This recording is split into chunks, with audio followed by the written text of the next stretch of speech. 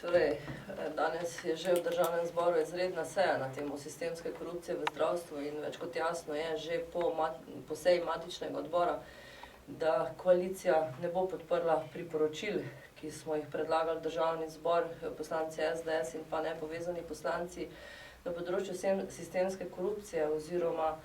aktivnosti, ki bi naj izvedla vlada in Ministrstvo za zdravstvo, da bi se ta sistemska korupcija v zdravstvu, ki je zaznana, znižala, omejila tako zakonodajno kot z drugimi ukrepi. Zato poslanski skupini Slovenske demokratske stranke, Nove Slovenije in nepovezanih poslancev, torej število 30 poslancev, ni ostalo nič drugega, kot da poda zahtevo za odreditev parlamentarne preiskave ugotavljanju zlorab v slovenskem zdravstvenem sistemu na področju prodaje in nakupa žilnih opornic. Gre za eno samo področje, ki smatramo nekako, da je vzorčno področje, kjer se kažejo po zadnjih podatkih največje nepravilnosti pri nakupu oziroma prodaji žilnih opornic v Sloveniji in pa tudi, bom rekla, neki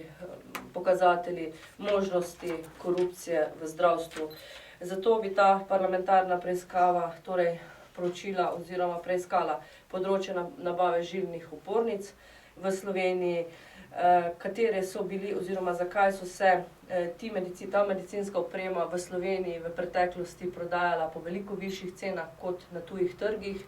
tudi do 5 do 6-krat višjih cenah. Zakaj slovenski javni zavodi oziroma bolnišnice, zakaj se niso posluževali tujih dobaviteljev, ki bi dobavljali žilne opornice po nižjih cenah, in pa seveda preiskava na področju torej vseh vpletenih v